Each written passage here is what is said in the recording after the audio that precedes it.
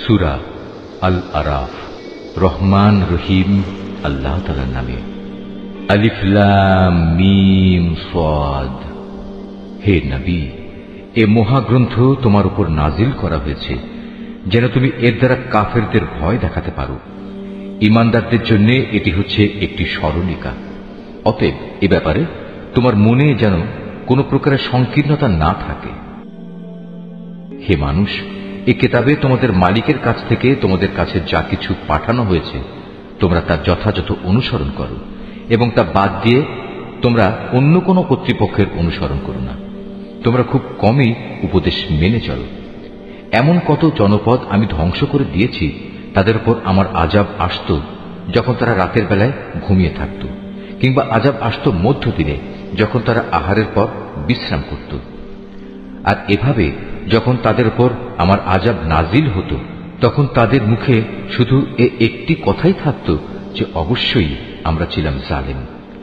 যাদের কাছে নবী পাঠানো হয়েছিল অবশ্যই আমি তাদের জিজ্ঞেস করব। একইভাবে রসুলদেরও আমি প্রশ্ন করব মানুষরা তাদের সাথে কি আচরণ করেছে। অতঃপর আমি আমার নিজস্ব জ্ঞান দ্বারা তাদের প্রত্যেকের কাছে প্রত্যেকের কার্যগুলি খুলে খুলে বর্ণনা করব, কারণ আমি তো সেখানে অনুপস্থিত ছিলাম না। সেদিন পাপ পুণ্যের পরিমাপ ঠিকভাবেই করা হবে। সেদিন যাদের নেকি ওজনের পাল্লায় ভারী হবে তারাই সফল হবে, আর যাদের পাল্লা সেদিন হালকা হবে তারা হচ্ছে এমন সব লোক যারা নিজেরাই নিজেদের ক্ষতি সাধন করেছে, কারণ এরা দুনিয়ার জীবনে আমার আয়াতসমূহ নিয়ে বাড়াবাড়ি করত। আমি তোমাদের এই জমিনের ওপর প্রতিষ্ঠিত করেছি, এজন্য আমি তাতে তোমাদের জন্য সব ধরনের জীবিকার ব্যবস্থাও করে দিয়েছি, কিন্তু তোমরা আমার নিয়ামতের খুব কমই শুকর আদায় করে থাকো। আমি তোমাদের বানিয়েছি, অতঃপর আমি তোমাদের বিভিন্ন আকার অবয়ব দান করেছি। অতএব আমি ফেরেশতাদের বলেছি সম্মানের নিদর্শন হিসেবে তোমরা আদমকে সাজদা করো। তখন আমার আদেশে সবাই আদমকে সাজদা করল, একমাত্র ইবলিস ছাড়া। সে কিছুতেই সাজদাকারীদের মধ্যে শামিল হল না। আল্লাহ তাআলা বললেন, হে ইবলিস, আমি যখন নিজেই তোমাকে সাজদা করার আদেশ দিলাম তখন কোন জিনিস তোমাকে সাজদা করা থেকে বিরত রাখলো? ইবলিস বলল, আমি কেন তাকে সাজদা করব? আমি তো তার চেয়ে উত্তম, কারণ তুমি আমাকে বানিয়েছ আগুন থেকে আর তাকে বানিয়েছ মাটি থেকে। আল্লাহ তাআলা বললেন, তুমি এক্ষুনি এখান থেকে নেমে যাও। এখানে বসে অহংকার করবে এটা তোমার পক্ষে কখনো সাজে না।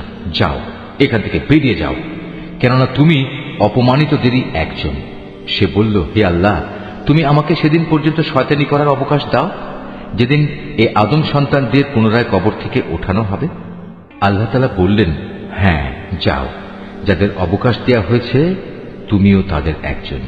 সে বলল, যেহেতু তুমি এ আদমের জন্যই আমাকে পথভ্রষ্ট করলে, তাই আমিও এদের গুমরাহ করার জন্য অবশ্যই তোমার প্রদর্শিত প্রতিটি সরল পথের বাঁকে বাঁকে ওত পেতে বসে থাকব।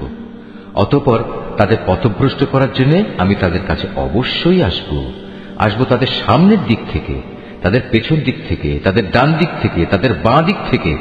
ফলে তুমি এদের অধিকাংশ লোককেই তোমার নিয়ামতের প্রতি কৃতজ্ঞতা আদায়কারী হিসেবে দেখতে পাবে না।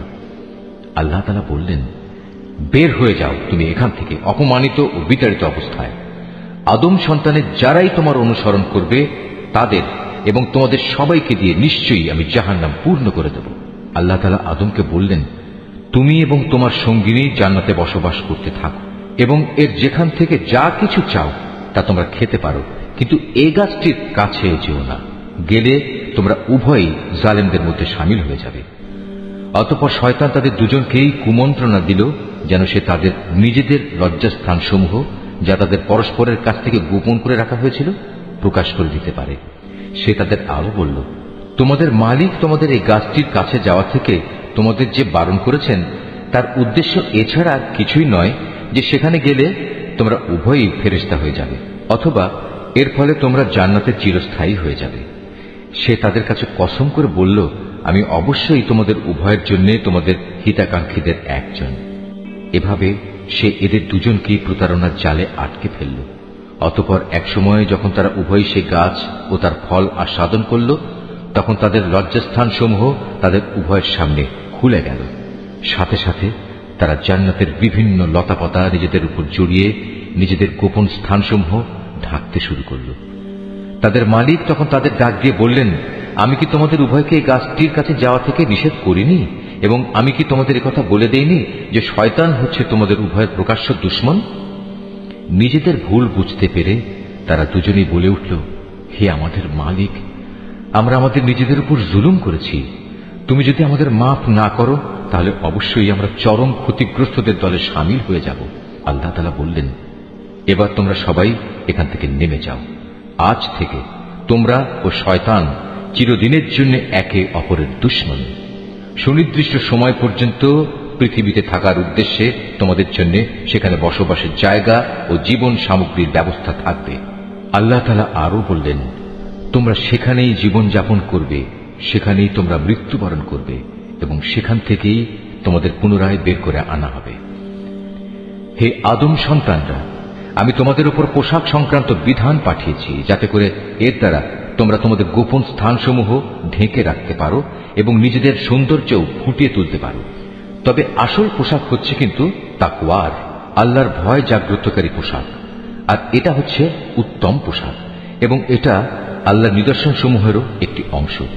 এর উদ্দেশ্য হচ্ছে যাতে করে মানুষরা এর থেকে শিক্ষা গ্রহণ করতে পারে। হে আদমের সন্তানরা, শয়তান যেভাবে তোমাদের পিতামাতাকে জান্নাত থেকে বের করে দিয়েছে, তেমনি করে তোমাদেরও সে যেন প্রতারিত করতে না পারে। শয়তান তাদের উভয়ের দেহ থেকে তাদের পোশাক খুলে ফেলেছিল, যাতে করে তাদের উভয়ের গোপন স্থানসমূহ উভয়ের কাছে উন্মুক্ত হয়ে পড়ে।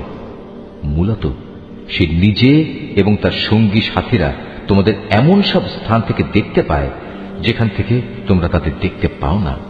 যারা আমাকে বিশ্বাস করে না তাদের জন্য শয়তানকে আমি অভিভাবক বানিয়ে দিয়েছি। এদের অবস্থা হচ্ছে, তারা যখন কোনো অশ্লীল আচরণ করে তখন তারা বলে, আমরা আমাদের পূর্বপুরুষদেরও এর উপর পেয়েছি, স্বয়ং আল্লাহ তাআলাই আমাদের এর নির্দেশ দিয়েছেন। হে নবী, তুমি বলো, আল্লাহ তাআলা কখনো অশ্লীল কিছুর হুকুম দেন না। তোমরা কি আল্লাহ তাআলা সম্পর্কে এমন কিছু বলছো যার ব্যাপারে তোমরা কিছুই জানো না? তুমি আরো বলো, আমার মালিক তো শুধু ন্যায় ইনসাফের আদেশ দিচ্ছেন। তার আদেশ হচ্ছে প্রতিটি ইবাদতেই তোমরা তোমাদের লক্ষ্য স্থির রাখবে, তাকেই তোমরা ডাকো, জীবন বিধান একান্তভাবে তার জন্যই খালেস করে। যেভাবে তিনি তোমাদের প্রথম সৃষ্টি করেছেন সেভাবেই তোমাদের আবার সৃষ্টি করা হবে। অতঃপর একদল লোককে তিনি সঠিক পথ দেখিয়েছেন, আর দ্বিতীয় দলটির উপর গুমরাহি ও বিদ্রোহ ভালোভাবেই চেপে বসেছে। এরাই পরবর্তী পর্যায়ে আল্লাহ তাআলাকে বাদ দিয়ে শয়তানদের নিজেদের অভিভাবক বানিয়ে নিয়েছে। এ সত্ত্বেও তারা নিজেদের সঠিক পথের উপর মনে করে। হে আদম সন্তানরা, তোমরা প্রতিটি ইবাদতের সময়ই তোমাদের সৌন্দর্যমণ্ডিত পোশাক গ্রহণ করো, তোমরা খাও এবং পান করো, তবে কোনো অবস্থাতেই অপচয় করো না, কেননা আল্লাহ তাআলা অপচয়কারীদের কখনো পছন্দ করেন না। হে নবী, তুমি বলো, আল্লাহ তাআলার দয়া সৌন্দর্যমণ্ডিত পোশাক এবং পাক পবিত্র জিনিস খাবার খাওয়া তোমাদের জন্য কে হারাম করেছে? এগুলো তো আল্লাহ তাআলা স্বয়ং নিজেই তার বান্দাদের জন্য বের করে এনেছেন। তুমি বলো, এগুলো হচ্ছে সাধারণত পার্থিব পাওনা, কিন্তু কিয়ামতের দিন বিশেষভাবে এগুলো ঈমানদারদের জন্য নির্দিষ্ট থাকবে। এভাবেই আমি জ্ঞানী সমাজের জন্য আমার আয়াতসমূহ খুলে খুলে বর্ণনা করি। তুমি এদের বলো, হ্যাঁ, আমার মালিক যা কিছু হারাম করেছেন তা হচ্ছে যাবতীয় প্রকাশ্য ও অপ্রকাশ্য অশ্লীল কাজ এবং গুনাহ ও অন্যায়ভাবে বাড়াবাড়ি করা। তিনি আরো হারাম করেছেন আল্লাহর সাথে অন্য কাউকে শরীক করা, যার ব্যাপারে তিনি কখনো কোনো সনদ নাজিল করেননি, এবং আল্লাহ তাআলা সম্পর্কে তোমাদের এমন সব বাজে কথা বলা যার ব্যাপারে তোমাদের কোনোই জ্ঞান নেই।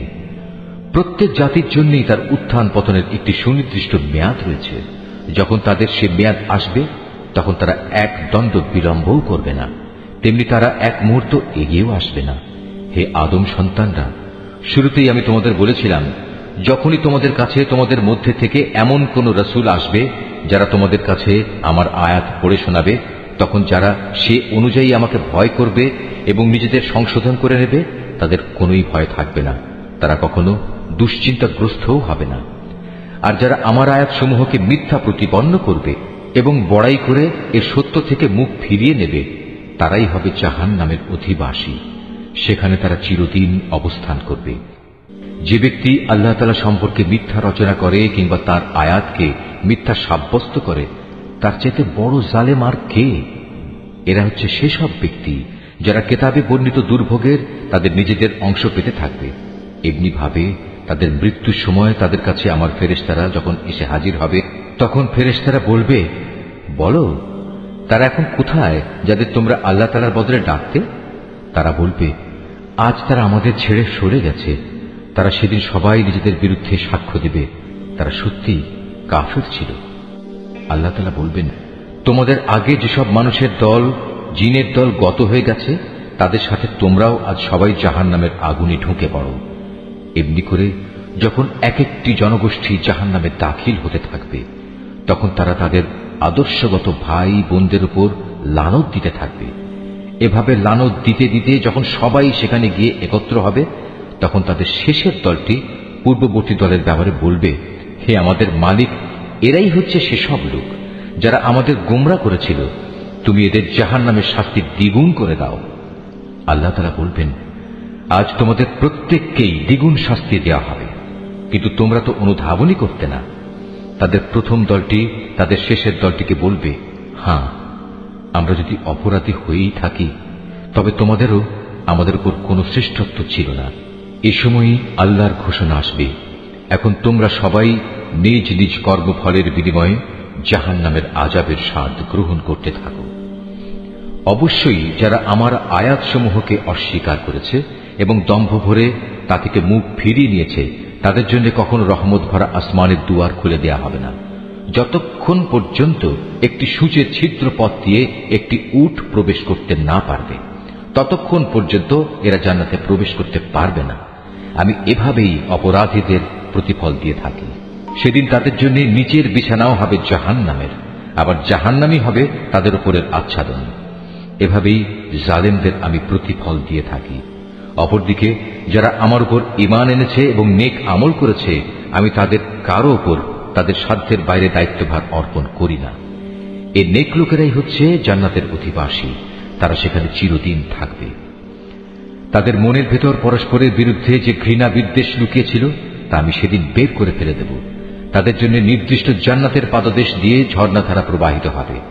এসব দেখে তারা বলবে, সমস্ত প্রশংসা আল্লাহ তাআলার জন্য, যিনি আমাদের এই পুরস্কারের স্থানটি দেখিয়েছেন। আল্লাহ তাআলা আমাদের হেদায়েতের পথ না দেখালে আমরা নিজেরা কিছুতেই হেদায়েত পেতাম না। আমাদের মালিকের রসুলরা এক নির্ভুল বিধান নিয়ে এসেছিল। এ সময় তাদের জন্য ঘোষণা দেয়া হবে, আজ তোমাদের এক মহান জান্নাতের মালিক করে দেয়া হলো, আর এটা হচ্ছে সেসব কার্যক্রমের প্রতিফল যা তোমরা দুনিয়ার জীবনে করে এসেছ। আমরা তো আমাদের মালিকের জান্নাত সংক্রান্ত ওয়াদা সত্য পেয়েছি, তোমরা কি তোমাদের মালিকের ওয়াদাসমূহ সঠিক পাওনি? তারা বলবে, হ্যাঁ। অতঃপর একজন ঘোষণাকারী এসে ঘোষণা করবে, জালেমদের উপর আল্লাহ তাআলার লানত হোক। যারা মানুষদের আল্লাহ তাআলার পথ থেকে বিরত রাখতে চাইত এবং শুধু বাঁকা পথ খুঁজে বেড়াত, আর তারা শেষ বিচারের দিনকেও অস্বীকার করত। জান্নাত ও জাহান্নাম উভয়ের মাঝে একটি দেয়াল থাকবে। এই দেয়ালের উঁচু স্থানের উপর থাকবে আর এক দলের কিছু লোক, যারা সেখানে আনিত প্রতিটি ব্যক্তিকে তাদের নিজ নিজ চিহ্ন অনুযায়ী চিনতে পারবে। তারা জান্নাতের অধিবাসীদের ডেকে বলবে, তোমাদের উপর শান্তি বর্ষিত হোক। এরা যদিও তখন পর্যন্ত জান্নাতে প্রবেশ করেনি, কিন্তু প্রতি মুহূর্তে এরা সেখানে প্রবেশ করার আগ্রহ পোষণ করছে। অতঃপর যখন তাদের দৃষ্টি জাহান্নামের অধিবাসীদের আযাবের দিকে ফিরিয়ে দেয়া হবে, তখন তারা বলবে, হে আমাদের মালিক, তুমি আমাদের এ জালিম সম্প্রদায়ের অন্তর্ভুক্ত করো না।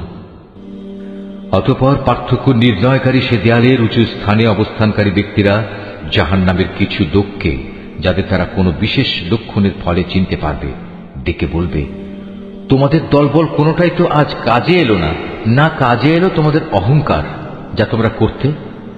অপরদিকে আজ চেয়ে দেখো মোমেনদের প্রতি, এরা কি সেসব লোক নয় যাদের ব্যাপারে তোমরা কসম করে বলতে, আল্লাহ তাআলা এদের তার রহমতের কোনো অংশই দান করবেন না? অথচ আজ এদেরকেই আল্লাহ তাআলা বলেছেন, তোমরা সবাই জান্নাতে প্রবেশ করো, তোমাদের কোনোই ভয় নেই, না তোমরা দুঃখিত হবে। এবার জাহান্নামের অধিবাসীরা জান্নাতের লোকদের ডেকে বলবে, আমাদের উপর সামান্য কিছু পানি অন্তত ঢেলে দাও, অথবা আল্লাহ তাআলা তোমাদের যে খাবার দান করেছেন তার কিয়দংশ আমাদের দাও। তারা বলবে, আল্লাহ তাআলা আজ এ দুটি জিনিস কাফেরদের জন্য হারাম করেছেন।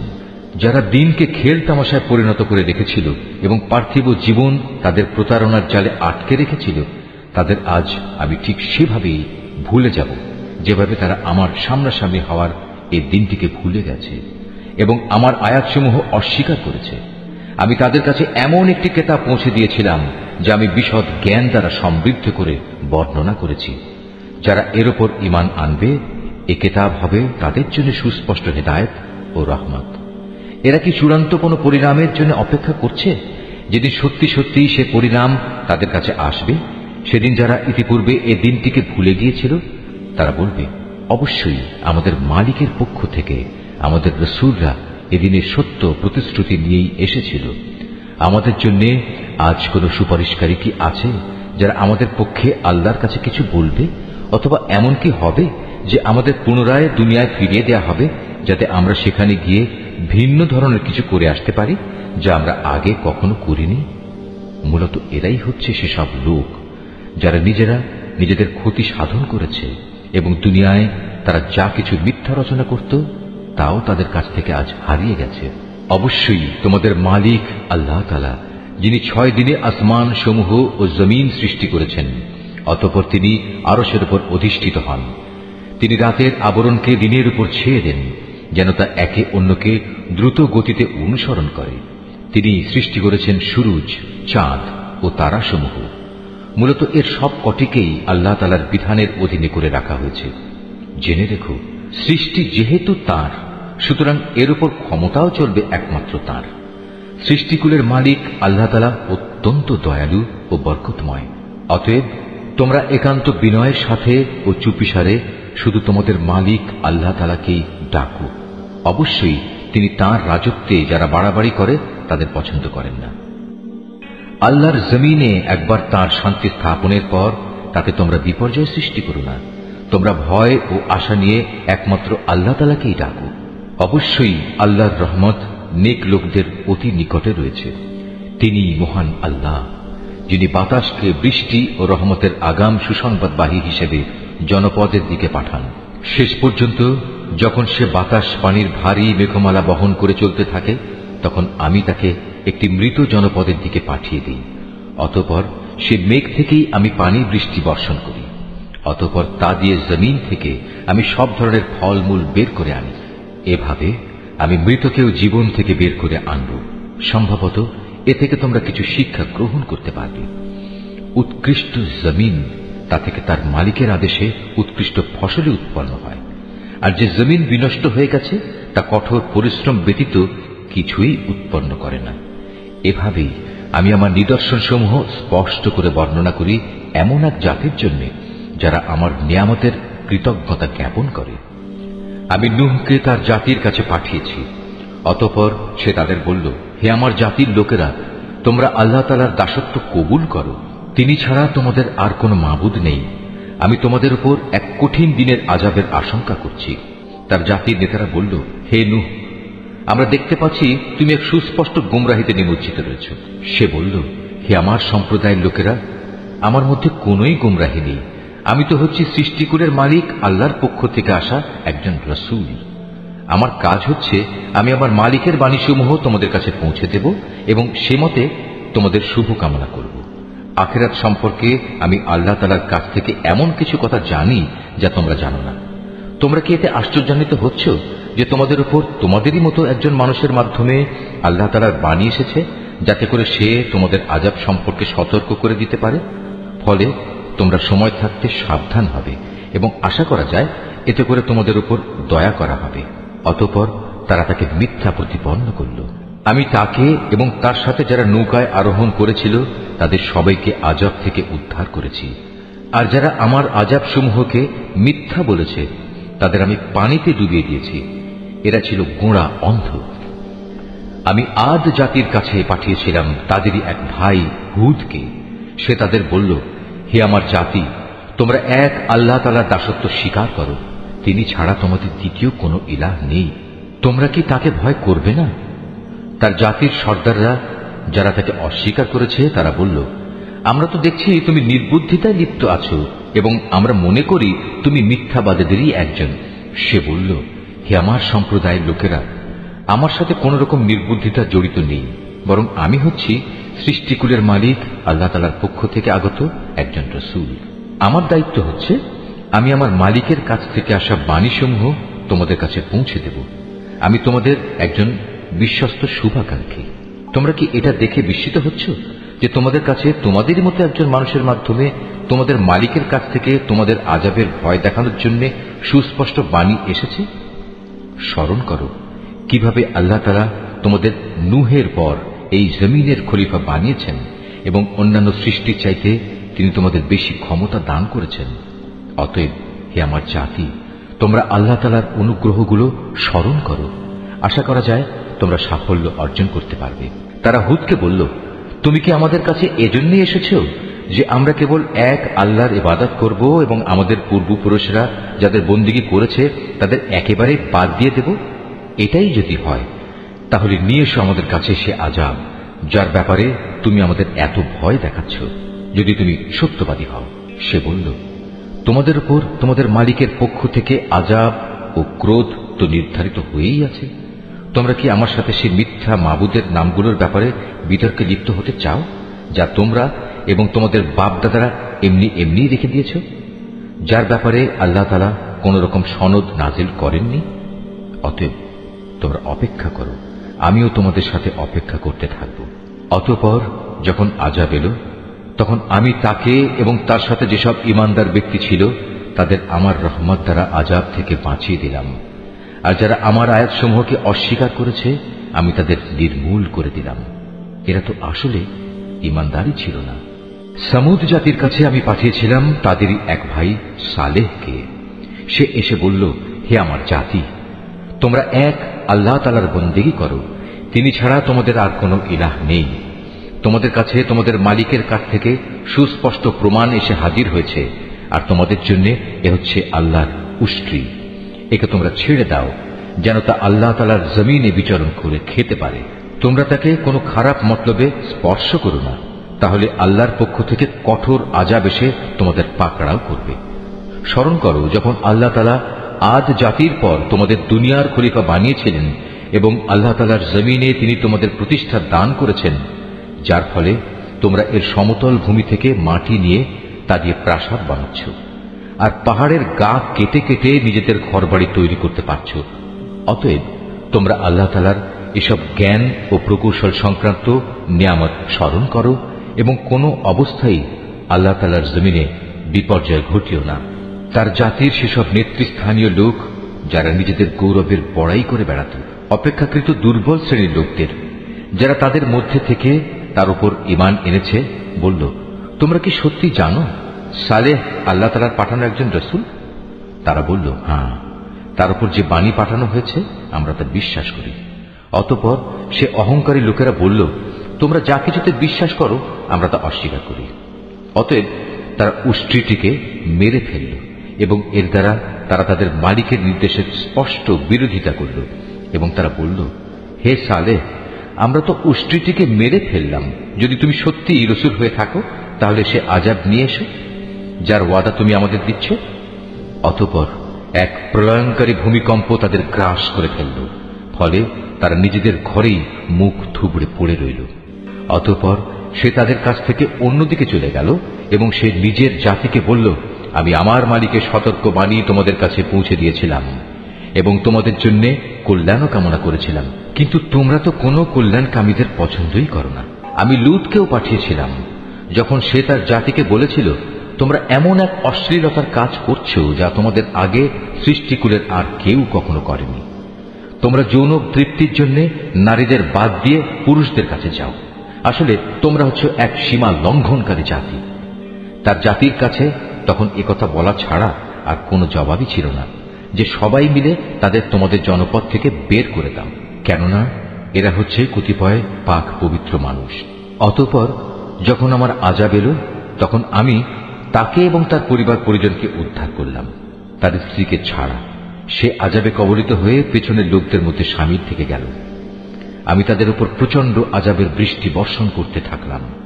সুতরাং তুমি ভালো করে চেয়ে দেখো অপরাধী ব্যক্তিদের পরিণাম সেদিন কি ভয়াবহ হয়েছিল। আর মদিয়ানবাসীদের কাছে আমি পাঠিয়েছিলাম তাদেরই এক ভাই শোয়েবকে। সে তাদের বলল, হে আমার জাতি, তোমরা এক আল্লাহ তাআলার বন্দেগী করো, তিনি ছাড়া তোমাদের আর কোনো ইলাহ নেই। তোমাদের কাছে তোমাদের মালিকের পক্ষ থেকে সুস্পষ্ট নিদর্শন এসে গেছে, অতএব তোমরা সে মোতাবেক ঠিক ঠিক মতো পরিমাপ ও ওজন করবে। মানুষদের দেওয়ার সময় কখনো কম দিয়ে তাদের ক্ষতিগ্রস্ত করো না। আল্লাহ তাআলার এ জমিনে শান্তি ও সংস্কার স্থাপিত হওয়ার পর তাতে তোমরা পুনরায় বিপর্যয় সৃষ্টি করো না। তোমরা যদি আল্লাহ তাআলার উপর ঈমান আনো তাহলে এটাই তোমাদের জন্য কল্যাণকর। প্রতিটি রাস্তায় তোমরা এজন্য বসে থেকো না যে তোমরা লোকদের ভীত সন্ত্রস্ত করবে, এবং যারা ঈমান এনেছে তাদের তোমরা আল্লাহ তাআলার পথ থেকে বিরত রাখবে, আর সব সময় অহেতুক দোষ ত্রুটি খুঁজতে থাকবে। স্মরণ করে দেখো, যখন তোমরা সংখ্যায় ছিলে নিতান্ত কম, অতঃপর আল্লাহ তোমাদের সংখ্যা বাড়িয়ে দিলেন। অতএব তোমরা পুনরায় চেয়ে দেখো বিপর্যয় সৃষ্টিকারীদের পরিণাম কি হয়েছিল। আমাকে যে বাণী দিয়ে পাঠানো হয়েছে তার উপর কোনো একটি জনগোষ্ঠী যদি ঈমান আনে আর একটি দল যদি তার উপর আদৌ ঈমান না আনে, তাহলে আল্লাহর কি ক্ষতি হবে? অতঃপর তোমরা ধৈর্য ধারণ করো যতক্ষণ না আল্লাহ তাআলা নিজেই আমাদের মাঝে একটা ফয়সালা করে দেন। তিনিই হচ্ছেন উত্তম ফয়সালাকারী।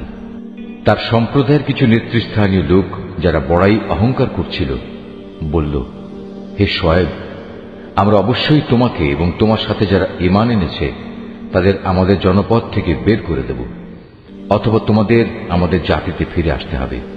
সে বলল, যদি আমরা ইচ্ছুক না হই তাহলেও কি তাই হবে? সেখান থেকে আল্লাহ তাআলা আমাদের একবার মুক্তি দেওয়ার পর যদি আমরা আবার তোমাদের জীবনাদর্শে ফিরে আসি, তাহলে আমরা পরিষ্কারভাবে আল্লাহ তাআলার উপর মিথ্যা আরোপ করব। আমাদের পক্ষে এটা কখনো সম্ভব নয় যে আমরা সেখানে ফিরে আসব। হ্যাঁ, আমাদের মালিক যদি আমাদের ব্যাপারে অন্য কিছু চান তাহলে এটা ভিন্ন কথা।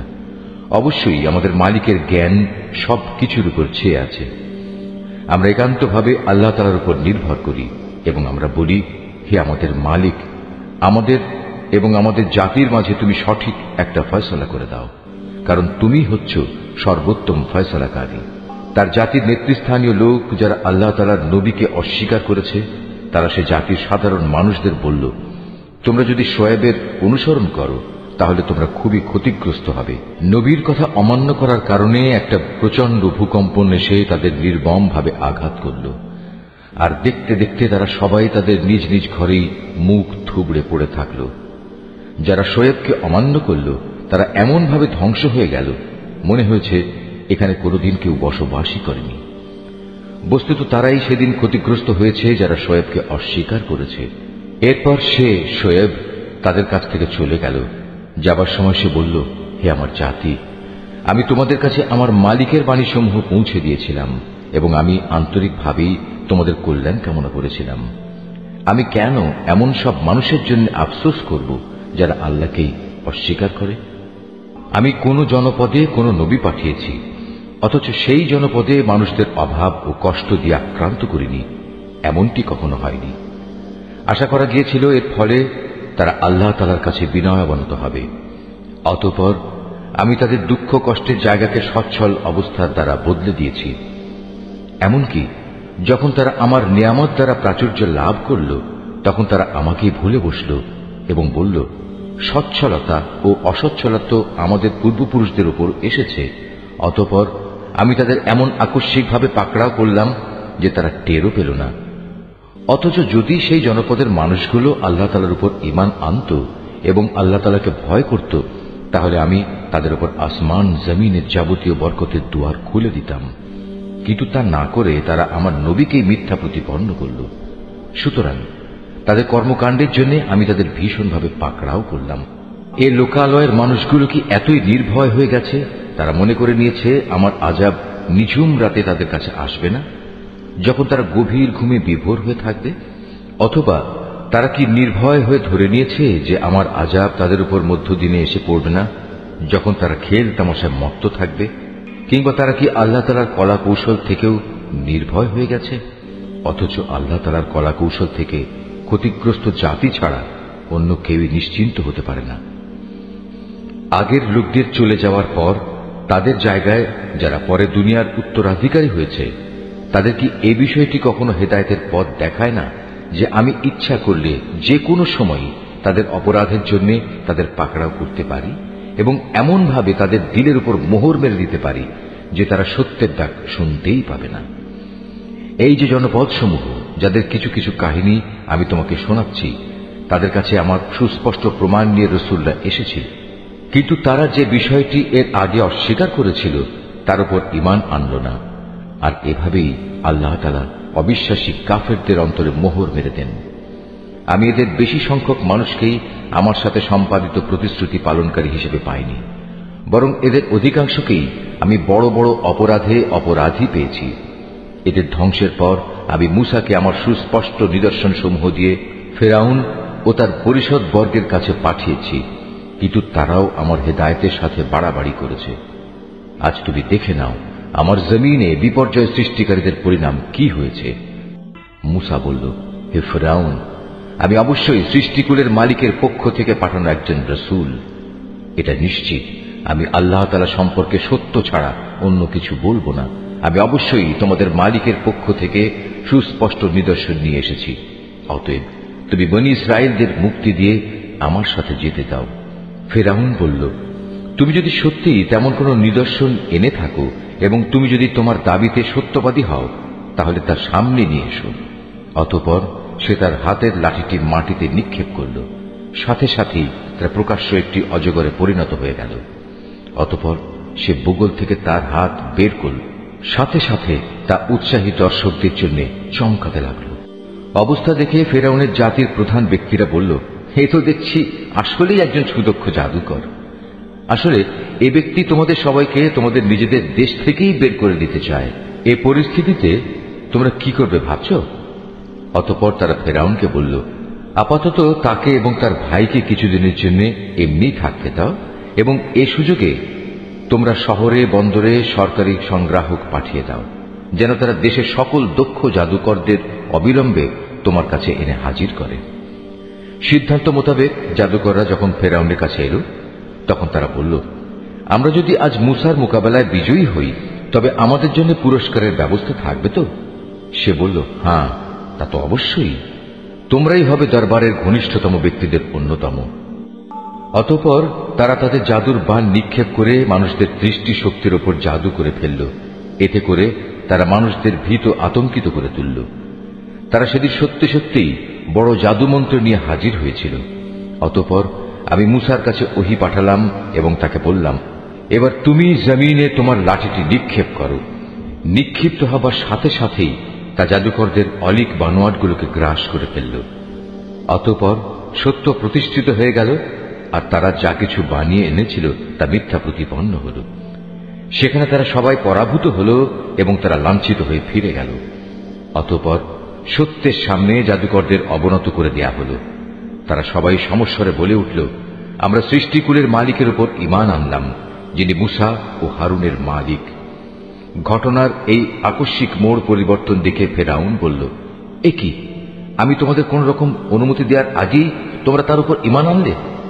আসলে আমি বুঝতে পারলাম এ ছিল তোমাদের নিশ্চিত একটা ষড়যন্ত্র। এ নগরে বসেই তোমরা তা পাকিয়েছ, যাতে করে তার অধিবাসীদের তোমরা সেখান থেকে বের করে দিতে পারো। অচিরেই তোমরা এই বিদ্রোহের পরিণাম জানতে পারবে। আমি তোমাদের একদিকের হাত ও অন্যদিকের পাগুলো কেটে ফেলব, এরপর আমি তোমাদের সবাইকে শুলে চড়াবো। তারা বলল, আমরা তো একদিন আমাদের মালিকের কাছে ফিরে যাবই, তাই আমরা তোমার শাস্তির পরোয়া করি না। তুমি আমাদের কাছ থেকে এই কারণেই এই প্রতিশোধ নিচ্ছ যে আমাদের মালিকের নিদর্শন সমূহ যা তার কাছ থেকে আমাদের কাছে এসে পৌঁছেছে, আমরা তার উপর ঈমান এনেছি। আমরা আল্লাহ তাআলার কাছে প্রার্থনা করি, হে আমাদের মালিক, তুমি আমাদের ধৈর্য ধারণ করার ক্ষমতা দাও এবং তোমার অনুগত বান্দা হিসেবে তুমি আমাদের মৃত্যু দিও। ফেরাউনের জাতির সর্দাররা তাকে বলল, তুমি কি মূসা ও তার দলবলকে এই জমিনে বিপর্যয় সৃষ্টি করার জন্য এমনিই ছেড়ে দিয়ে রাখবে এবং তারা তোমাকে ও তোমার দেবতাদের এভাবে বর্জন করেই চলবে? সে বলল, না, তা কখনো হবে না। আমি অচিরেই তাদের ছেলেদের হত্যা করে ফেলব এবং তাদের মেয়েদের আমি জীবিত রাখব। নিঃসন্দেহে আমি তাদের উপর বিপুল ক্ষমতায় ক্ষমতাবান। মুসা এবার তার জাতিকে বলল, তোমরা আল্লাহর কাছে সাহায্য চাও এবং ধৈর্য ধারণ করো। মনে রেখো, অবশ্যই এই জমিন হচ্ছে আল্লাহ তাআলার। তিনি নিজ বান্দাদের মাঝে যাকে চান তাকেই এই জমিনের ক্ষমতা দান করেন। চূড়ান্ত সাফল্য তাদের জন্যই যারা আল্লাহ তাআলাকে ভয় করে। তারা মুসাকে বলল, তুমি আমাদের কাছে নবী হয়ে আসার আগেও আমরা নির্যাতিত হয়েছিলাম, আর এখন তুমি আমাদের কাছে আসার পরও আমরা একইভাবে নির্যাতিত হচ্ছি। এর কি কোনো শেষ হবে না? মুসা বলল, হ্যাঁ হবে। খুব তাড়াতাড়ি সম্ভবত তোমাদের মালিক তোমাদের শত্রুকে ধ্বংস করে দেবেন এবং এই দুনিয়ায় তিনি তোমাদের তার স্থলাভিষিক্ত করবেন। অতঃপর আল্লাহ তাআলা দেখবেন তোমরা কি করো। ক্রমাগত বেশ কয়েক বছর ধরে আমি ফেরাউনের লোকজনদের দুর্ভিক্ষ ও ফসলের স্বল্পতা দিয়ে আক্রান্ত করে রেখেছিলাম। সম্ভবত তারা কিছুটা হলেও বুঝতে পারবে। যখন তাদের উপর ভালো সময় আসত তখন তারা বলতো, এ তো ছিল আমাদের নিজেদেরই পাওনা।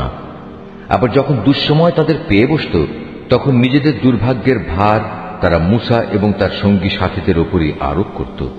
হ্যাঁ, তাদের দুর্ভাগ্যের যাবতীয় বিষয় তো আল্লাহ তাআলার হাতেই রয়েছে, কিন্তু তাদের অধিকাংশ লোকই এ সম্পর্কে অবহিত নয়। তারা মুসাকে আরো বলল, আমাদের উপর জাদুর প্রভাব বিস্তার করার জন্য তুমি যত নিদর্শনই নিয়ে আসো না কেন, আমরা কখনো তোমার উপর ঈমান আনব না। এই ধৃষ্টতার জন্য অতঃপর আমি তাদের উপর ঝড় তুফান দিলাম, পঙ্গপাল পাঠালাম, উকুন ছড়ালাম, ব্যাঙ ছেড়ে দিলাম ও রক্তপাতজনিত বিপর্যয় নাজিল করলাম। এর সব কয়টি তাদের কাছে এসেছিল আমার এক একটা সুস্পষ্ট নিদর্শন হিসেবে, কিন্তু এ সত্ত্বেও তারা অহংকার বড়াই করতেই থাকল। আসলেই তারা ছিল একটি অপরাধী জাতি। যখনই তাদের উপর কোনো বিপর্যয় আসত তখন তারা বলতো, হে মুসা, তোমার প্রতি প্রদত্ত তোমার মালিকের প্রতিশ্রুতি মতো তুমি আমাদের জন্য তোমার মালিকের কাছে দোয়া করো। যদি এবারের মতো আমাদের উপর থেকে এই বিপদ দূর করে দাও, তাহলে অবশ্যই আমরা তোমার উপর ঈমান আনব এবং বনী ইসরায়েলদেরও তোমার সাথে যেতে দেব। অতঃপর যখনই তাদের উপর থেকে একটি নির্দিষ্ট সময়ের জন্য যে সময়টুকু সেজন্য নির্ধারিত ছিল সে বালা মুসিবত আমি অপসারণ করে নিতাম, তখন সাথে সাথেই তারা ওয়াদা ভঙ্গ করে ফেলত। অতঃপর আমি তাদের কাছ থেকে প্রতিশোধ নিলাম, তাদের আমি অতল সাগরে ডুবিয়ে দিলাম, কেননা তারা আমার নিদর্শন সমূহকে মিথ্যা প্রতিপন্ন করেছিল এবং আমার এ শাস্তি থেকে তারা উদাসীন হয়ে গিয়েছিল। এবার আমি তাদের সত্যি সত্যি ক্ষমতার আসনে বসিয়ে দিলাম। এতদিন যাদের দুর্বল করে রাখা হয়েছিল তাদের আমি এ রাজ্যের পূর্ব পশ্চিম সহ সব কয়টি প্রান্তের অধিকারী বানিয়ে দিলাম, যাতে আমি আমার প্রভূত কল্যাণ ছড়িয়ে দিয়েছি। এভাবেই বনী ইসরায়েলের উপর প্রদত্ত তোমার মালিকের প্রতিশ্রুতির সেই কল্যাণ বাণীর সত্যে পরিণত হল, কেননা তারা ধৈর্য ধারণ করেছিল। ফেরাউন ও তার জাতির যাবতীয় শিল্পকর্ম ও উঁচু প্রাসাদ যা তারা নির্মাণ করেছিল আমি সবকিছুই ধ্বংস করে দিলাম। ফেরাউনকে ডুবিয়ে দিয়ে আমি বনী ইসরায়েলদের সমুদ্র পার করে দিয়েছি। অতঃপর সমুদ্রের এপারে তারা এমন একটি জাতির কাছে এসে পৌঁছল যারা সব সময় তাদের মূর্তিকে পূজা দেওয়ার জন্য বসে থাকত। এদের দেখে বনী ইসরায়েলের লোকেরা বলল, হে মুসা, তুমি আমাদের জন্য এ ধরনের একটি দেবতা বানিয়ে দাও যেমন এদের দেবতা রয়েছে। একথা শুনে সে তাদের বলল, তোমরা হচ্ছ আসলেই এক মূর্খ জাতি। এ লোকেরা যেসব কাজে লিপ্ত রয়েছে তা একদিন ধ্বংস করে দেয়া হবে এবং এরা যা করছে তাও সম্পূর্ণ বাতিল বলে গণ্য হবে। মুসা আরো বলল, আমি কি তোমাদের জন্য আল্লাহ তাআলাকে বাদ দিয়ে অন্য একজন মাবুদ তালাশ করতে যাব? অথচ এই আল্লাহ তাআলাই তোমাদের দুনিয়ার সব কিছুর উপর শ্রেষ্ঠত্ব প্রদান করেছেন। তাছাড়া তোমাদের সে সময়ের কথা স্মরণ করা উচিত যখন আমি তোমাদের ফেরাউনের লোকজনদের কাছ থেকে মুক্ত করেছিলাম। তারা তোমাদের মর্মান্তিক শাস্তি দিত, তারা তোমাদের পুত্র সন্তানদের হত্যা করত আর তোমাদের মেয়েদের তারা জীবিত ছেড়ে দিত। এতে তোমাদের জন্য তোমাদের পরওয়ারদিগারের পক্ষ থেকে এক মহা পরীক্ষা নিহিত ছিল। মুসাকে আমার কাছে ডাকার জন্য আমি 30টি রাত নির্ধারণ করে দিয়েছিলাম, পরে তাতে আরো 10 মিলিয়ে তাকে পূর্ণ করেছি। এভাবেই তার জন্য তার মালিকের নির্ধারিত সময় 40 রাতের মেয়াদ পূর্ণ হয়ে গেল। যাত্রার প্রাক্কালে মুসা তার ভাই হারুনকে বলল, আমার অবর্তমানে আমার লোকদের মাঝে তুমি আমার প্রতিনিধিত্ব করবে, তাদের প্রয়োজনীয় সংশোধনও করবে, কখনো বিশৃঙ্খলা সৃষ্টিকারীদের কথা মতো চলবে না। যখন মূসা আমার সাক্ষাতের জন্য নির্ধারিত স্থানে এসে পৌঁছল এবং তার মালিক তার সাথে কথা বললেন, তখন সে বলল, হে আমার মালিক, আমাকে তোমার কুদরত দেখাও, আমি তোমাকে দেখব। তিনি বললেন, না, তুমি কখনো আমাকে দেখতে পাবে না। তুমি বরং অনতি দূরের পাহাড়টির দিকে তাকিয়ে দেখো, যদি আমার নূর দেখার পর পাহাড়টি স্বস্থানে স্থির হয়ে দাঁড়িয়ে থাকতে পারে, তাহলে তুমি অবশ্যই সেখানে আমায় দেখতে পাবে। অতঃপর যখন তার মালিক পাহাড়ের উপর স্বীয় জ্যোতি নিক্ষেপ করলেন, তখন তা পাহাড়কে চূর্ণ বিচূর্ণ করে দিল। সাথে সাথেই মূসা বেহুশ হয়ে গেল। পরে যখন সে সংজ্ঞা ফিরে পেল, তখন সে বলল, মহাপবিত্রতা তোমার, হে আল্লাহ, আমি তোমার কাছে তওবা করছি, আর তোমার উপর ঈমান আনায়নকারীদের মধ্যে আমি হতে চাই প্রথম। আল্লাহ তাআলা বললেন, হে মূসা, আমি মানুষের মাঝ থেকে তোমাকে আমার নবুয়ত ও আমার সাথে বাক্যালাপের মর্যাদা দিয়ে বাছাই করে নিয়েছি। অতএব আমি তোমাকে হেদায়েতের যা কিছু বাণী দিয়েছি তা নিষ্ঠার সাথে গ্রহণ করো, এবং এজন্য তুমি আমার কৃতজ্ঞতা আদায় করো। এই ফলকের মধ্যে আমি তার জন্য সর্ববিষয়ের উপদেশমালা ও সবকিছুর বিস্তারিত বিবরণ লিখে দিলাম। অতএব একে শক্ত করে আঁকড়ে ধরো এবং তোমার জাতির লোকদের বলো, তারা যেন এর উৎকৃষ্ট অংশ গ্রহণ করে। অচিরেই আমি তোমাদের সেসব ধ্বংসপ্রাপ্ত বিদ্রোহীদের আস্তানা দেখাবো। অচিরেই আমি সেসব মানুষদের দৃষ্টি আমার এসব নিদর্শন থেকে ভিন্ন দিকে ফিরিয়ে দেব, যারা পৃথিবীতে অন্যায়ভাবে বাহাদুরি করে বেড়ায়। আসলে এই লোকেরা যদি অতীত ধ্বংসাবশেষের সব কয়টি চিহ্ন দেখতে পায়, তবু তারা তার উপর ঈমান আনবে না। যদি তারা সঠিক পথ দেখতেও পায়, তবু তারা পথকে পথ বলে গ্রহণ করবে না। যদি এর কোথাও কোনো বাঁকা পথ তারা দেখতে পায়, তাহলে তাকেই অনুসরণযোগ্য পথ হিসেবে গ্রহণ করবে। এটা এ কারণে যে তারা আমার আয়াতসমূহকে মিথ্যা সাব্যস্ত করেছে, আর এই আযাব থেকেও তারা ছিল উদাসীন।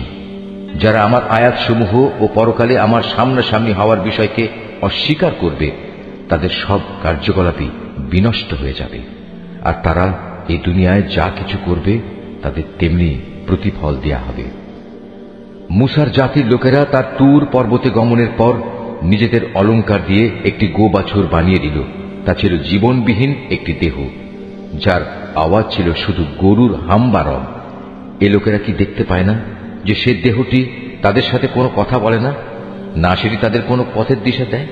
কিন্তু এ সত্ত্বেও তারা সেটিকে মাবুদ বলে গ্রহণ করল। তারা ছিল আসলেই জালেম।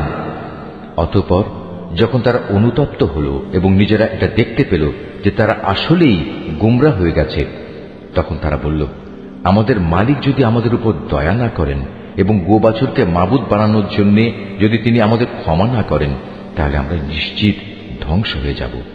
কিছুদিন পর মূসা যখন ক্রুদ্ধ ও ক্ষুব্ধ হয়ে নিজের লোকজনদের কাছে ফিরে এলো, তখন সে এসব কথা শুনে বলল, আমার তুর পর্বতে যাওয়ার পর তোমরা কি জঘন্য কাজই না করেছ? তোমরা কি তোমাদের মালিকের কাছ থেকে কোনো পরিষ্কার আদেশ আসার আগেই তোমাদের মালিকের আদেশের ব্যাপারে তাড়াহুড়া শুরু করলে? রাগে ক্ষোভে সে ফলকগুলো ফেলে দিল এবং তার ভাইয়ের মাথার চুল ধরে তাকে নিজের দিকে টেনে আনল।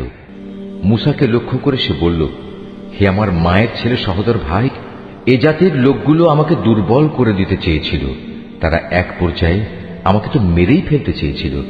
তুমি আমার সাথে এমন কোনো আচরণ করো না যা শত্রুদের আনন্দিত করে, আর তুমি আমাকে কখনো জালেম সম্প্রদায়ের অন্তর্ভুক্ত করো না। সে মূসা বলল, হে আমার মালিক, আমাকে ও আমার ভাইকে তুমি মাফ করে দাও এবং তুমি আমাদের তোমার রহমতের মধ্যে দাখিল করে নাও। তুমি সবচেয়ে বড় দয়াবান।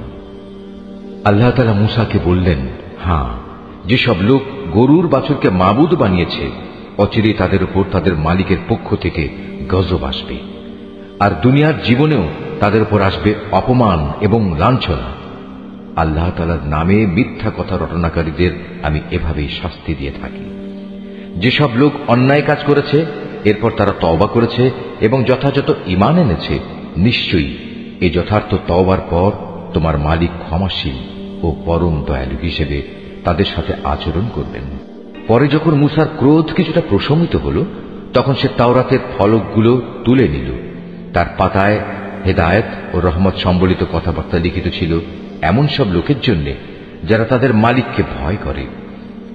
মুসা তার সম্প্রদায়ের মধ্যে থেকে এবার ৭০ জন লোককে আমার প্রতিশ্রুতির সময়ে সমবেত হওয়ার জন্য বাছাই করে নিল। তখন এক প্রচন্ড ভূকম্পন এসে তাদের আক্রমণ করল। মুসা বলল, হে আমার মালিক, তুমি চাইলে তাদের সবাইকে ও আমাকে আগেই ধ্বংস করে দিতে পারতে। আজ আমাদের মধ্যেকার কয়েকটি নির্বোধ মানুষ যে আচরণ করেছে তার জন্য তুমি কি আমাদের সবাইকে ধ্বংস করে দেবে? অথচ এ ব্যাপারটা তোমার একটা পরীক্ষা ছাড়া আর কিছুই নয়। এ পরীক্ষা দিয়ে যাকে চাও তাকে তুমি বিপদগামী করো, আবার যাকে চাও তাকে সঠিক পথও তো দেখাও। তুমি হচ্ছে আমাদের অভিভাবক, অতএব তুমি আমাদের ক্ষমা করে দাও, আমাদের উপর তুমি দয়া করো, কেননা তুমি হচ্ছে সর্বশ্রেষ্ঠ ক্ষমার আধার। তুমি আমাদের জন্য ইহকাল ও পরকালের কল্যাণ লিখে দাও। হেদায়েতের জন্য আমরা তোমার দিকেই প্রত্যাবর্তন করছি। আল্লাহ তাআলা বললেন, হ্যাঁ, আমার শাস্তি আমি যাকে ইচ্ছা তাকেই দেই, আর আমার দয়া তো আসমান জমিনের সব কয়টি জিনিসকেই পরিবেষ্টন করে রেখেছে। আমি অবশ্যই তা লিখে দেব এমন লোকদের জন্য যারা আল্লাহ তাআলাকে ভয় করে, যারা যাকাত আদায় করে, সর্বোপরি যারা আমার আয়াতসমূহের উপর ঈমান আনে, যারা এই বার্তাবাহক নিরক্ষর রসুলের অনুসরণ করে চলে, যার উল্লেখ তাদের কিতাব তাওরাত ও ইনজিলেও তারা দেখতে পায়। যে নবী তাদের ভালো কাজের আদেশ দেয়, মন্দ কাজ থেকে বিরত রাখে, যে তাদের জন্য যাবতীয় পাক জিনিসকে হালাল ও নাপাক জিনিসসমূহকে তাদের উপর হারাম ঘোষণা করে, তাদের ঘাড় থেকে মানুষের গোলামির যে বোঝা ছিল তা সে নামিয়ে দেয়, এবং মানুষের চাপানো যেসব বন্ধন তাদের গলার উপর ঝুলানো ছিল তা সে খুলে ফেলে। অতএব যারা তাঁর উপর ঈমান আনে, যারা তাকে সাহায্য সহযোগিতা করে, সর্বোপরি তার সাথে কোরআনের যে আলো পাঠানো হয়েছে তার অনুসরণ করে, তারাই হচ্ছে সফলকাম। হে মুহাম্মদ, তুমি বলো, হে মানুষ, আমি তোমাদের সবার কাছে আল্লাহ তাআলার রসুল হিসেবে এসেছি। আল্লাহ তাআলা আকাশমণ্ডল ও পৃথিবীর সার্বভৌমত্বের একচ্ছত্র মালিক। তিনি ছাড়া আর কোনো মাবুদ নেই। তিনি জীবন দান করেন, তিনি মৃত্যু ঘটান। অতএব তোমরা সেই মহান আল্লাহ তাআলার উপর ঈমান আনো, তার বার্তাবাহক নিরক্ষর রসুলের উপরও তোমরা ঈমান আনো, যে রসুল নিজেও আল্লাহ তাআলা ও তাঁর বাণীতে বিশ্বাস করে এবং তোমরা তাকে অনুসরণ করো। আশা করা যায় তোমরা সঠিক পথের সন্ধান পাবে। মুসার জাতির মধ্যে এমন ধরনের কিছু লোকও আছে যারা অন্যদের সত্যের পথ দেখায় এবং নিজেরাও অনুরূপ ইনসাফ করে। আমি তাদের 12টি গোত্রে ভাগ করে তাদের স্বতন্ত্র দলে পরিণত করে দিয়েছি। মুসার সম্প্রদায়ের লোকেরা যখন তার কাছে পানি চাইল, তখন আমি মুসার প্রতি ওহী পাঠালাম, তুমি তোমার হাতের লাঠি দ্বারা পাথরে আঘাত করো। অতঃপর তা থেকে 12টি ঝর্ণাধারা উদ্ভূত হল। প্রত্যেক দল তাদের নিজেদের পানি পান করার স্থান চিনে নিল। আমি তাদের উপর মেঘের ছায়াও বিস্তার করে দিলাম। তাদের কাছে মান ও সালওয়া নামক এক উৎকৃষ্ট খাবার পাঠালাম। তাদের আমি এও বললাম, তোমাদের আমি যেসব পবিত্র জিনিস দান করেছি তা তোমরা খাও। আমার কৃতজ্ঞতা আদায় না করে তারা আমার উপর কোনো জুলুম করেনি, বরং তারা নিজেরাই নিজেদের উপর জুলুম করেছে। সে সময় কথাও স্মরণ করো যখন তাদের বলা হয়েছিল, তোমরা এই জনপদে গিয়ে বসবাস করো এবং সেখান থেকে যা কিছু চাও তোমরা আহার করো, এবং বলো, হে মালিক, আমরা তোমার কাছে ক্ষমা চাই। আর যখনই সেই জনপদের দ্বার পথ দিয়ে ভেতরে প্রবেশ করবে, তখন সাজদাবনত অবস্থায় প্রবেশ করবে। আমি তোমাদের গুনাহসমূহ মাফ করে দেব। আমি উত্তম লোকদের সব সময় কিছু অতিরিক্ত দান করি। কিন্তু তাদের মধ্যে যারা জালিম ছিল, তারা তাদের যা করতে বলা হয়েছিল তা সম্পূর্ণ বদলে দিয়ে ভিন্ন কথা বলল। তাই আমিও তাদের এই জুলুমের শাস্তি হিসেবে তাদের উপর আসমান থেকে আযাব পাঠালাম। তাদের কাছ থেকে সেই জনপদের কথা জিজ্ঞেস করো যা ছিল সাগরের পাড়ে অবস্থিত, যখন সেখানকার মানুষরা শনিবারে আল্লাহ তাআলার বেঁধে দেয়া সীমা লঙ্ঘন করত। আসলে শনিবারেই সাগরের মাছগুলো তাদের কাছে উঁচু হয়ে পানির উপরিভাগে ভেসে আসত, এবং শনিবার ছাড়া অন্য কোনো দিন তা আসত না। বস্তুত তাদের অবাধ্যতার কারণেই আমি তাদের অনুরূপ পরীক্ষা নিচ্ছিলাম। আরো স্মরণ করো যখন তাদের একদল লোক এও বলছিল, তোমরা এমন একটি দলকে কেন উপদেশ দিতে যাচ্ছ যাদের আল্লাহ তাআলা ধ্বংস করতে যাচ্ছেন, অথবা গুনাহের জন্য আল্লাহ তাআলা যাদের কঠোর শাস্তি দিতে যাচ্ছেন। তারা বলল, এটা হচ্ছে তোমাদের মালিকের দরবারে নিজেদের একটা ওজর পেশ করা যে আমরা উপদেশ দিয়েছি, এবং হতে পারে তারা এর ফলে সাবধান হবে। অতঃপর যা তাদের বারবার স্মরণ করানো হচ্ছিল তা তারা সম্পূর্ণ ভুলে গেল।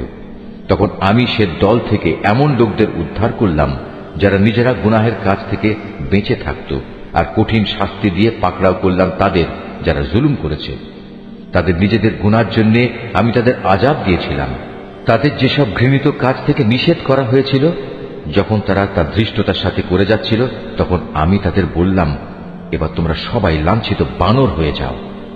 স্মরণ করো যখন তোমার মালিক ইহুদিদের উদ্দেশ্যে ঘোষণা দিলেন তিনি কিয়ামত পর্যন্ত এ জাতির উপর এমন লোকদের শক্তিধর করে পাঠাতে থাকবেন যারা তাদের নিকৃষ্ট ধরনের শাস্তি দিতে থাকবে। একথা নিশ্চিত তোমার মালিক যেমন সত্য শাস্তি দান করেন, তেমনি তিনি ক্ষমাশীল ও পরম দয়ালু। আমি তাদের দলে দলে বিভক্ত করে জমিনে ছড়িয়ে দিয়েছি। তাদের মধ্যে কিছু নেককার মানুষ ছিল, আবার তাদের কিছু ছিল এর চাইতে ভিন্ন ধরনের। ভালো মন্দ উভয় অবস্থার সম্মুখীন করে আমি তাদের পরীক্ষা দিয়েছি এ আশায় যে হয়তো তারা কখনো হেদায়েতের পথে প্রত্যাবর্তন করবে।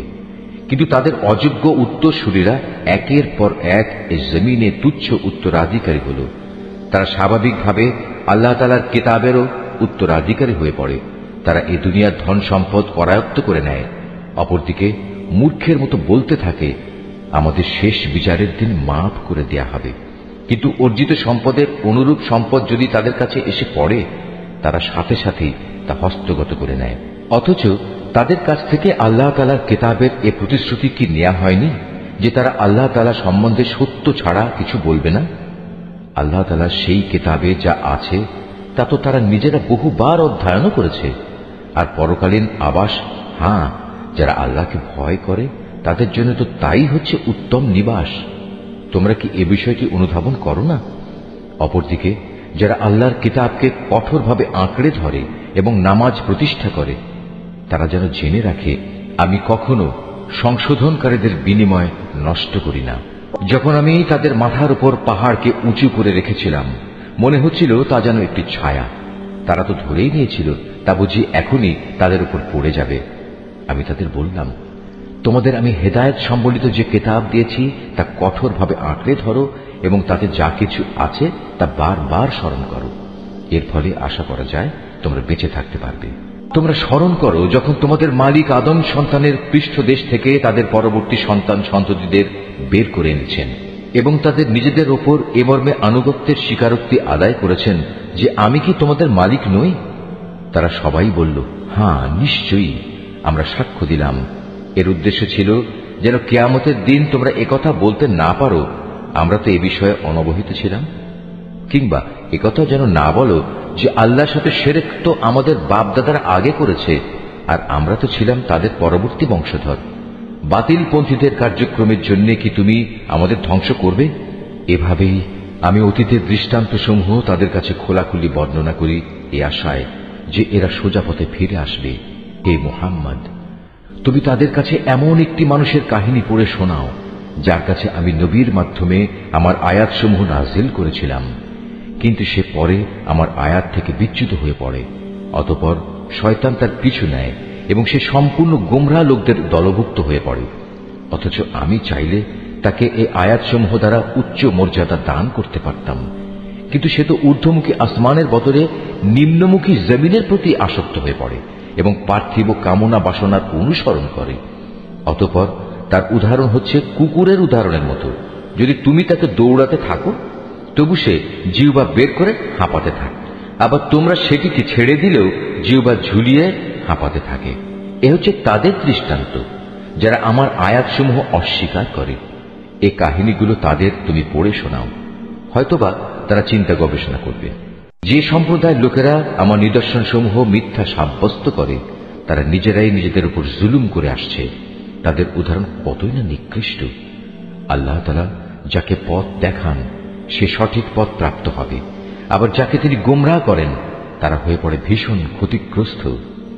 বস্তুত বহু সংখ্যক মানুষ ও জিন আছে যাদের আমি জাহান্নামের জন্য পয়দা করেছি।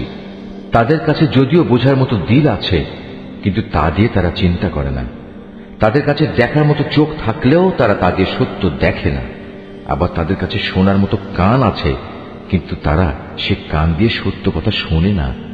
আসলে এরা হচ্ছে জন্তু জানোয়ারের মতো এবং কোন কোন ক্ষেত্রে তাদের চাইতেও এরা বেশি বিভ্রান্ত। এসব লোকেরা দারুণ উদাসীন। আল্লাহ তাআলার জন্যই যাবতীয় সুন্দর নামসমূহ নিবেদিত রয়েছে। অতএব তোমরা সেসব ভালো নামেই তাকে ডাকো এবং সেসব লোকের কথা ছেড়ে দাও যারা তার নামে বিকৃতি ঘটায়। যা কিছু তারা দুনিয়া জীবনে করে এসেছে অচিরেই তার যথাযথ ফল তারা পাবে। আমি যাদের সৃষ্টি করেছি সে মানুষ ও জিনদের মাঝে আবার এমন একটি দল আছে যারা মানুষকে সঠিক পথের দিকে ডাকে এবং সে মতে নিজেরাও নিজেদের জীবনে ইনসাফ কায়েম করে।